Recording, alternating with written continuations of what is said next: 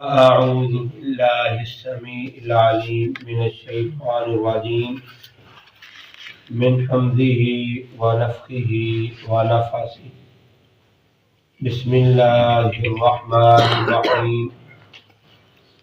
فاذكروني أذكركم واشكروا لي ولا تكفرون. صدق الله العظيم. اللہ رب العزت نے سورہ بقرہ کے اندر 152 نمبر آیت میں ارشاد فرمایا فاذکرونی اذکرکم، تم میرا ذکر کرو، اذکرکم میں تمہیں یاد کروں گا، میں تمہارا ذکر کروں گا، واشکروا لی ولا تکفرون، اور تم میرا شکر کرو، میری شکر گزاری کرو، نہ شکری نہ کرو، نہ شکرے نہ بنو، شکر گزار بندے بن جاؤ، میرا ذکر کرو، میری یاد کرو، میں تمہارا ذکر کروں گا، میں تمہیں یاد کروں گا۔ اور سورہ احزاب کے اندر اللہ رب العزت نے وَالذَّاكِرِينَ اللَّهَ كَثِيرًا وَالذَّاكِرَاتِ، کثرت کے ساتھ اللہ کا ذکر کرنے والے، اور والذاکرات ذکر کرنے والی عورتیں، اعد اللہ لہم مغفرۃ واجرا عظیما۔ اللہ رب العزت فرماتے ہیں کہ ہم نے ان لوگوں کے لیے، ان مرد و خواتین کے لیے، ان ذکر کرنے والے مردوں کے لیے اور ان ذاکرات عورتوں کے لیے جو ذکر کرتی ہیں، لہم مغفرۃ واجرا عظیما، ان کے لیے ہم نے تیار کر رکھا ہے بہت زیادہ وسیع مغفرت اور ثواب، بہت زیادہ بہت بڑا ثواب تیار کر رکھا ہے۔ اور اللہ رب العزت نے ان کے لیے جنت کے اندر اعلیٰ مقام تیار کر رکھا ہے۔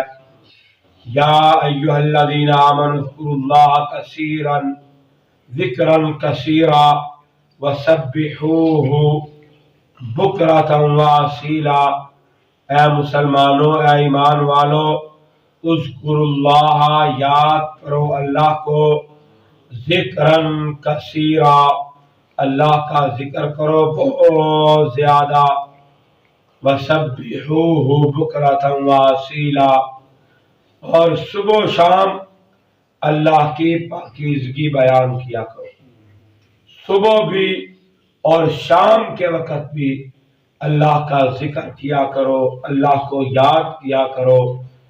اور نبی کائنات صلی اللہ علیہ وسلم نے فرمایا، جو انسان صبح کے وقت فجر کی نماز کے بعد صبح و شام کے اذکار جو نبی کائنات صلی اللہ علیہ وسلم پڑھا کرتے تھے، اور شام کے وقت علماء کرام کہتے ہیں شام کے وقت یعنی عصر کے بعد، اور کچھ علماء کہتے ہیں کہ مغرب کی نماز کے بعد، یہ صبح و شام کے اذکار نبی کائنات صلی اللہ علیہ وسلم کیا کرتے تھے، اور اپنے صحابہ کو بھی تلقین کیا کرتے تھے ان اذکار کی، کہ یہ اذکار بہت زیادہ از حد ضروری ہے انسان کے لیے۔ جو انسان یہ اذکار کرتا رہتا ہے، نبی کائنات صلی اللہ علیہ وسلم ساری موذی چیزیں، انسان کو نقصان پہنچانے والی چیزیں، ان سے انسان کو محفوظ فرما دیتا ہے۔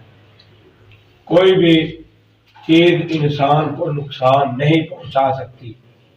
یہ کلمات، یہ دعائیں جو نبی صلی اللہ علیہ وسلم نے ہمیں سکھلائی ہیں، ان کو پڑھنا چاہیے، ان کو یاد کرنا چاہیے، اپنے معاملات کے اندر ان کو شامل کرنا چاہیے۔ اللہ سے دعا ہے اللہ رب العزت ہمیں زیادہ سے زیادہ اذکار کرنے کی، اپنے رب کو یاد کرنے کی ہمیں توفیق عطا فرمائے، اور اللہ رب العزت کل قیامت والے دن ہمارے لیے ان اذکار کو ہماری نجات کا ذریعہ بنائے۔ وآخر دعوانا الحمد للہ رب العالمین۔ بسم اللہ الرحمن الرحیم۔